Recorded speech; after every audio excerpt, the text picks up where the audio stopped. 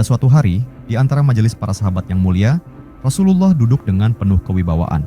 Cahaya lembut menyelimuti wajah beliau, dan para sahabat mendekat, duduk dengan penuh takzim, menyimak setiap kata yang keluar dari lisan yang paling jujur.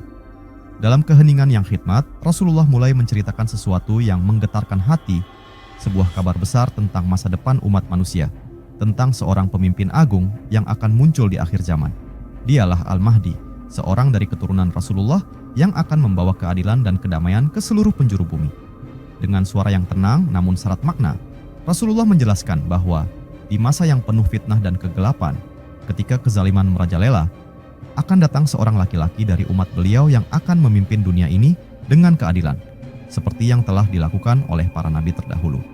Orang itu bukanlah nabi, tetapi seorang pemimpin yang diutus oleh Allah untuk memperbaiki kondisi umat yang telah rusak. Beliau akan dikenal sebagai Al-Mahdi, yang berarti yang diberi petunjuk. Rasulullah menyampaikan bahwa Al-Mahdi akan lahir dari garis keturunan beliau, dari anak cucu Fatimah, putri beliau yang tercinta. Sosok ini tidak akan secara tiba-tiba diakui oleh umat, melainkan ia akan dibayat oleh orang-orang yang syalih di dekat Ka'bah, antara Hajar Aswad dan Makam Ibrahim, pada suatu malam yang tidak diketahui manusia selain mereka yang dipilih oleh Allah. Bayat itu akan terjadi ketika dunia sedang diliputi oleh kekacauan, peperangan, dan pertikaian antar manusia yang tidak kunjung berhenti.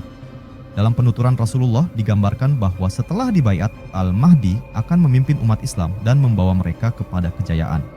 Allah akan menurunkan keberkahan dari langit dan bumi pada masa kepemimpinannya. Sungai-sungai akan kembali mengalir deras. Tanah-tanah yang tandus akan menjadi subur. Dan umat manusia akan hidup dalam kedamaian serta kecukupan yang belum pernah terjadi sejak zaman Nabi Sulaiman. Rasulullah menambahkan bahwa Al-Mahdi tidak hanya akan menguasai satu wilayah atau satu bangsa saja. Beliau akan memimpin seluruh umat Islam dan menyatukan negeri-negeri yang tercerai-berai.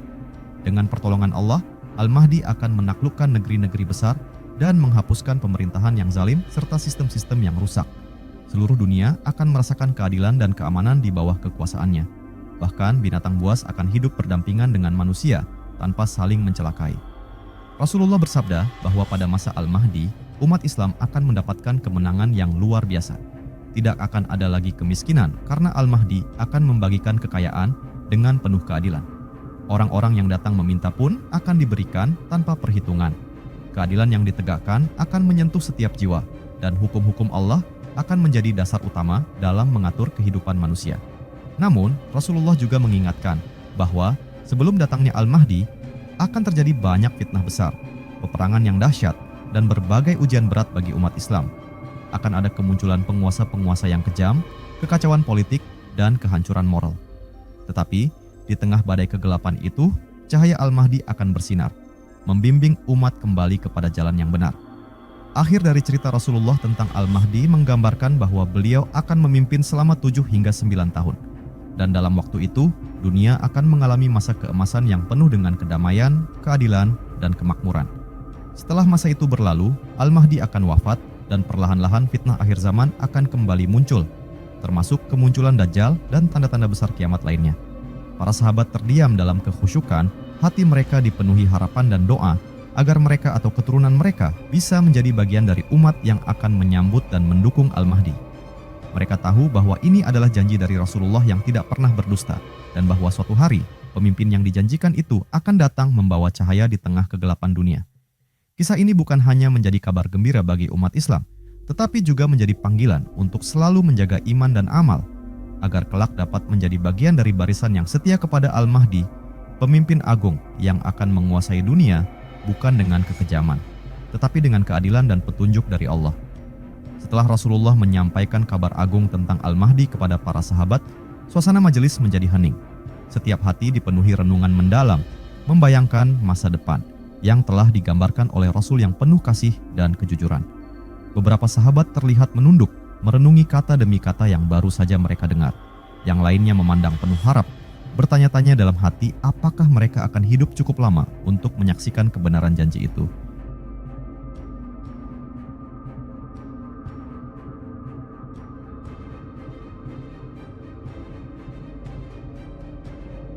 Rasulullah kemudian melanjutkan kisahnya, menyingkap lebih banyak tentang tanda-tanda menjelang kemunculan Al-Mahdi. Beliau menyebutkan bahwa sebelum kedatangan Al-Mahdi, umat Islam akan mengalami berbagai keretakan dan pertikaian. Akan ada perebutan kekuasaan di antara pemimpin-pemimpin yang tidak jujur.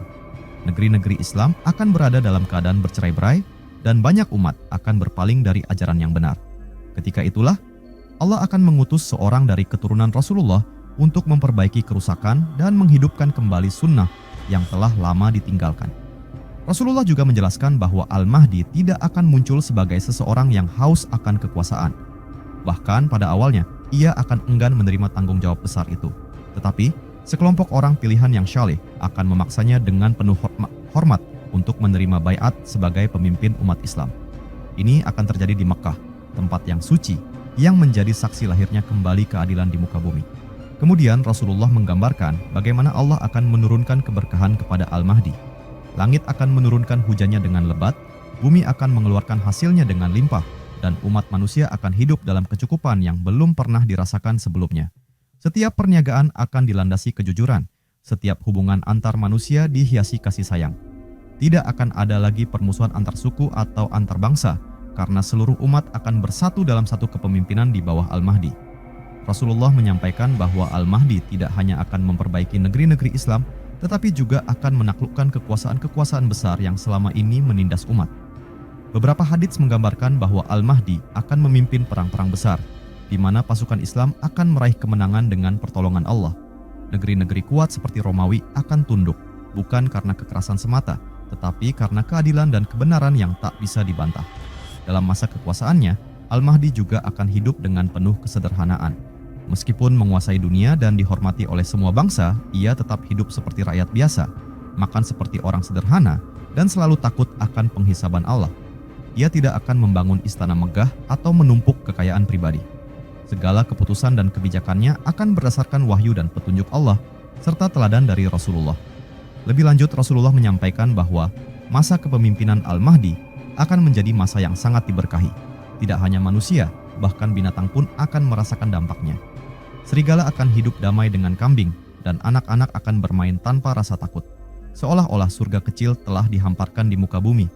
Namun Rasulullah juga mengingatkan bahwa meskipun masa Al-Mahdi penuh dengan kemuliaan, itu bukanlah akhir dari perjalanan dunia. Setelah Al-Mahdi wafat, umat manusia akan kembali diuji. Akan muncul fitnah yang lebih besar lagi, termasuk kedatangan Dajjal, makhluk paling menyesatkan yang pernah ada. Tetapi di masa itu pula akan turun Nabi Isa putra Maryam untuk bersama-sama dengan umat Islam memerangi Dajjal dan menghapus segala bentuk kebatilan. Kisah Rasulullah tentang Al-Mahdi bukanlah sekadar dongeng masa depan, tetapi sebuah pesan moral dan spiritual bagi umat. Ia adalah seruan untuk tetap berpegang teguh pada iman, menegakkan keadilan, dan bersiap diri menyambut masa yang dijanjikan dengan amal dan doa. Rasulullah tidak hanya menyampaikan bahwa akan datang seorang pemimpin besar, tetapi beliau juga memotivasi umat agar menjadi pendukung-pendukung kebenaran, dimanapun dan kapanpun mereka berada. Para sahabat yang mendengar langsung kisah ini merasa sangat bersyukur. Mereka menyadari bahwa tugas mereka bukanlah sekadar menunggu Al-Mahdi, tetapi membangun kehidupan yang berlandaskan keimanan, agar ketika waktu itu datang, mereka atau keturunan mereka siap menjadi pengikut setia sang pemimpin akhir zaman. Itulah wasiat yang tersirat dari lisan suci Rasulullah, wasiat untuk seluruh umat hingga akhir zaman. Setelah Rasulullah menuntaskan kisah tentang Al-Mahdi, beliau menatap wajah-wajah para sahabatnya satu persatu. Tatapan beliau bukanlah sekadar pandangan kosong, melainkan isyarat yang dalam bahwa apa yang beliau sampaikan adalah kebenaran mutlak yang akan terjadi, meskipun waktu dan generasinya belum diketahui. Para sahabat merasa seakan-akan mereka sedang menyaksikan peristiwa itu dengan mata kepala sendiri, begitu hidup dan jelasnya penjelasan dari Nabi terakhir. Dalam lanjutan penuturannya, Rasulullah menjelaskan bahwa Al-Mahdi akan memimpin umat dengan keadilan yang menyeluruh, bukan hanya dalam urusan pemerintahan dan hukum, tetapi juga dalam kehidupan sosial, ekonomi, dan keagamaan. Semua lapisan masyarakat akan merasakan sentuhan keadilannya, dari yang paling miskin hingga yang paling kaya, dari rakyat biasa hingga pembesar negeri.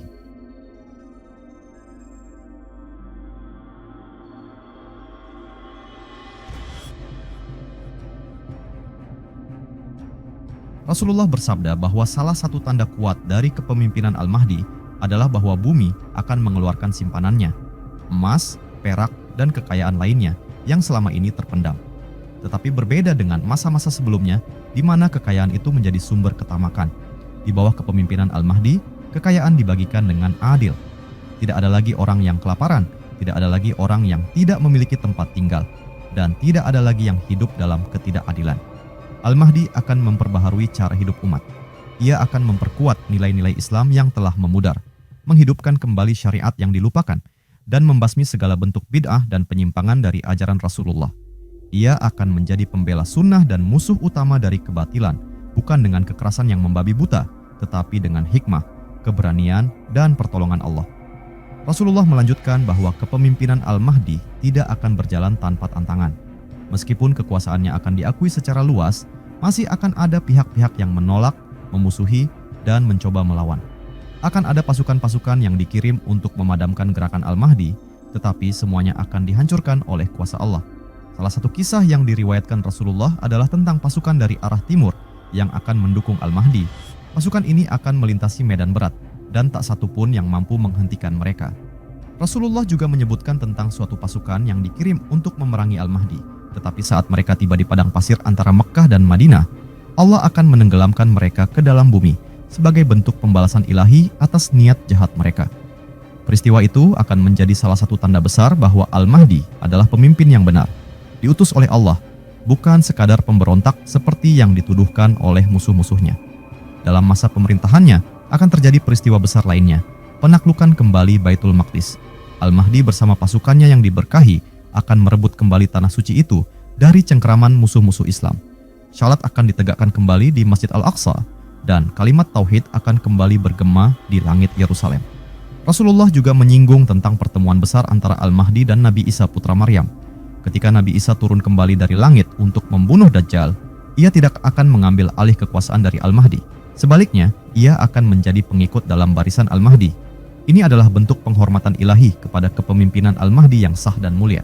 Nabi Isa akan salat di belakang Al-Mahdi, menunjukkan kepada dunia bahwa Al-Mahdi bukan hanya pemimpin duniawi, tetapi juga pemimpin spiritual yang diakui oleh seorang nabi besar.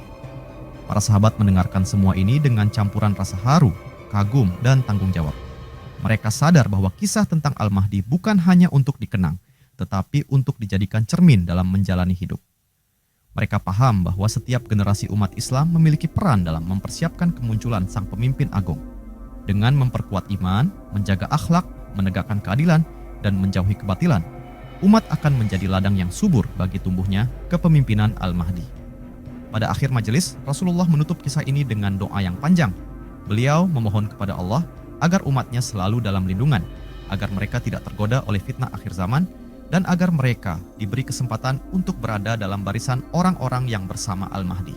Doa beliau tidak hanya untuk para sahabat yang hadir, tetapi untuk seluruh umat yang akan lahir berabad-abad setelahnya, termasuk generasi masa kini dan yang akan datang.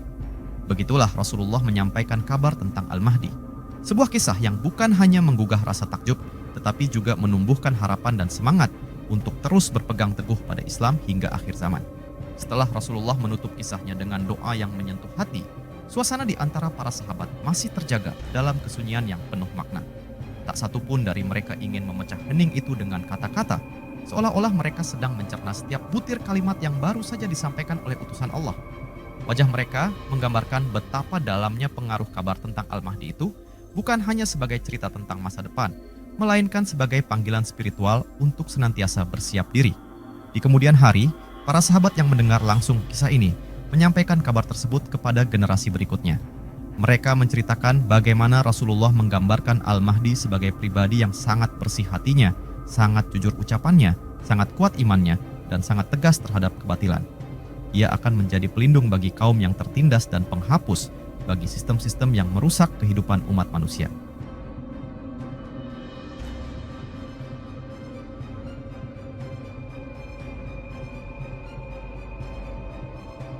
Rasulullah menegaskan bahwa Al-Mahdi akan menghancurkan semua simbol kezaliman, baik itu dalam bentuk pemerintahan yang korup, kekayaan yang diputar dalam lingkaran elit, maupun sistem sosial yang tidak berpihak pada keadilan. Al-Mahdi akan memulihkan kembali syariat Islam dalam segala aspeknya, dari ekonomi, pendidikan, hukum, hingga hubungan antar bangsa. Ia tidak hanya akan memerintah dengan akal, tetapi dengan hikmah yang ditanamkan oleh Allah di dalam dadanya. Kekuasaan Al-Mahdi akan mencapai seluruh penjuru bumi. Tidak ada satupun bangsa atau wilayah yang tidak mendengar tentang kepemimpinannya. Bahkan orang-orang non-muslim yang awalnya ragu dan curiga akan melihat keadilan serta kemuliaan kepemimpinan Al-Mahdi, dan sebagian besar dari mereka akan memeluk Islam dengan kesadaran, bukan karena paksaan. Ini adalah masa di mana Islam akan tersebar, bukan melalui pedang, tetapi melalui cahaya kebenaran yang menembus hati manusia. Dalam hadits yang disampaikan Rasulullah, disebutkan bahwa umat manusia pada masa itu akan dipenuhi keberkahan, sehingga seorang wanita akan bisa bepergian dari negeri Syam ke Mekkah tanpa merasa takut kepada siapapun selain kepada Allah. Begitu aman dan damainya dunia di bawah kepemimpinan Al-Mahdi, sehingga tidak lagi dibutuhkan pasukan keamanan yang berjaga di tiap penjuru, karena setiap manusia telah merasakan keadilan dan tidak ada yang berani berbuat zalim. Namun Rasulullah juga mengingatkan bahwa kejayaan Al-Mahdi bukanlah kejayaan yang abadi dalam urusan duniawi. Dunia tetap akan menuju akhir, dan setelah Al-Mahdi wafat, fitnah-fitnah akan kembali muncul. Di antara fitnah terbesar yang akan terjadi setelah wafatnya Al-Mahdi adalah kemunculan Dajjal, makhluk yang membawa fitnah terbesar sepanjang sejarah umat manusia. Dajjal akan menyebarkan tipu daya, mengaku sebagai Tuhan, dan menyesatkan banyak manusia. Tapi pada saat itulah Nabi Isa, putra Maryam, akan turun kembali ke bumi, dan bersama umat Islam yang tersisa, ia akan mengalahkan Dajjal serta mengokohkan kembali kebenaran. Kemunculan Al-Mahdi dan perannya yang besar dalam sejarah akhir zaman adalah pelajaran penting tentang bagaimana Allah selalu mengirim pertolongan kepada umat yang terpuruk. Rasulullah ingin agar umat Islam tidak pernah putus harapan, bahwa meskipun dunia dipenuhi kegelapan, akan selalu ada fajar yang menyingsing, dan Al-Mahdi adalah simbol dari fajar itu, pemimpin yang dijanjikan untuk membimbing dunia menuju cahaya. Maka dari itu, Rasulullah menekankan agar umat Islam senantiasa berpegang teguh kepada Al-Quran dan Sunnah, tidak terseret dalam kebatilan zaman, dan terus memperbaiki diri. Karena siapapun dari umat ini bisa saja menjadi bagian dari generasi yang akan menyambut Al-Mahdi, atau bahkan berada di garis depan perjuangan bersamanya. Rasulullah mengakhiri majelis itu dengan sebuah kalimat yang penuh kekuatan, bahwa siapa yang hidup sampai bertemu dengan Al-Mahdi, hendaklah ia menemuinya dan berbayat kepadanya meskipun harus merangkak di atas salju. Sebab ia adalah pemimpin yang telah dijanjikan, pembela kebenaran dan cahaya di tengah gelapnya zaman. Dengan kisah ini, Rasulullah tidak hanya menyampaikan nubuat, tetapi juga memberikan arahan, harapan, dan semangat bahwa umat Islam harus tetap teguh dalam iman, karena pertolongan Allah akan datang, sebagaimana Al-Mahdi akan datang dengan membawa janji yang telah ditetapkan. Setelah menyampaikan kabar tentang Al-Mahdi dan segala hal yang berkaitan dengan akhir zaman, Rasulullah berdiri dari majelisnya dengan wajah tenang, meninggalkan para sahabat dalam keadaan terdiam dan tergetar. Beberapa dari mereka meneteskan air mata, bukan karena takut, tetapi karena rasa haru dan semangat yang membuncah dalam dada. Mereka menyadari betapa besar tanggung jawab yang dititipkan kepada umat ini, bukan hanya untuk menunggu Al-Mahdi, tetapi untuk menciptakan generasi yang layak menyambutnya. Dari hari ke hari setelah itu, para sahabat memperbanyak ibadah, memperdalam ilmu, dan menyebarkan pesan Rasulullah ke penjuru dunia. Kisah tentang Al-Mahdi mereka bawa dengan penuh kehati-hatian dan keyakinan, sebagai bagian dari warisan kenabian yang tidak boleh diabaikan. Dalam perkembangannya, banyak ulama besar sepanjang sejarah Islam yang mengkaji kembali sabda Rasulullah tentang Al-Mahdi. Mereka menulis dalam kitab-kitab mereka bahwa Al-Mahdi bukanlah sosok mitos atau dongeng, melainkan sebuah kenyataan yang akan datang. Dari hadis-hadis yang sahih, para ulama mengumpulkan ciri-ciri beliau, bahwa namanya akan sama dengan nama Rasulullah, bahwa ia adalah keturunan langsung dari Hasan atau Husain, cucu Rasulullah dari jalur Fatimah, bahwa ia akan muncul di masa penuh kekacauan, dan bahwa ia akan memperbaiki bumi dengan keadilan setelah sebelumnya penuh dengan kezaliman. Disebutkan pula bahwa masa kepemimpinan Al-Mahdi tidak akan terbatas pada kekuasaan politik saja.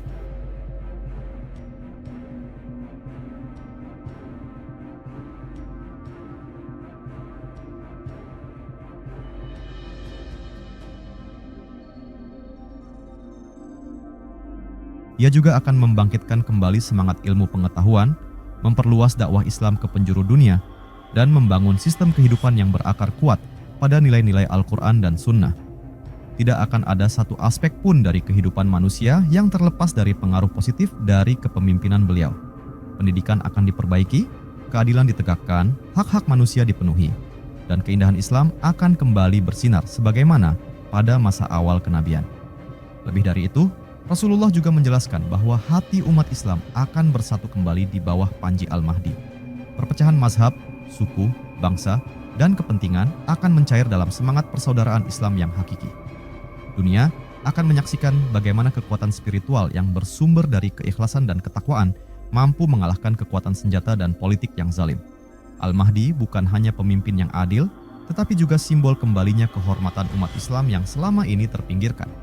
Tidak ada satupun umat beriman yang mendengar kisah ini kecuali akan merasa bahwa harapan masih menyala, bahwa Islam belum pernah dan tidak akan pernah padam, bahwa pertolongan Allah bukanlah sesuatu yang mustahil, melainkan sesuatu yang pasti, hanya menunggu waktu yang telah ditentukan. Sebagian sahabat bertanya kepada Rasulullah, "Wahai Rasulullah, bagaimana kami mengenali Al-Mahdi jika kami hidup di zamannya?" Maka beliau menjawab bahwa ia adalah orang yang tidak pernah menuntut kekuasaan, tetapi dipaksa oleh umat yang sadar akan kebutuhannya. Ia akan dibayat di Mekah dengan paksa oleh para ulama dan pemimpin yang saleh, dan tanda-tandanya akan tampak jelas, keadilannya, ilmunya, keberanian, serta ketakwaannya. Pesan yang paling mendalam dari kisah ini adalah bahwa umat Islam harus selalu dalam keadaan siap. Siap memperbaiki diri, siap memperbaiki masyarakat, dan siap menjadi bagian dari jalan kebaikan. Sebab kemunculan Al-Mahdi bukanlah titik awal, melainkan puncak dari perjuangan umat yang terus menjaga cahaya iman di tengah gelapnya dunia. Rasulullah telah menyampaikan apa yang diperintahkan kepadanya, dan sekarang giliran umat untuk menunaikan bagian mereka dalam sejarah. Tidak dengan berdiam diri menunggu keajaiban, tetapi dengan bekerja keras menjaga amanah Islam.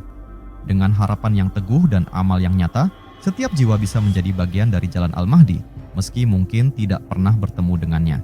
Dan pada akhirnya, kisah tentang Al-Mahdi bukan sekadar nubuat atau ramalan. Ia adalah cermin dari harapan, cahaya dalam kegelapan, dan janji bahwa keadilan, kebenaran, dan Islam akan menang. Karena Allah tidak akan pernah membiarkan umatnya tenggelam dalam kehancuran tanpa pertolongan. Dan salah satu bentuk pertolongan itu bernama Al-Mahdi.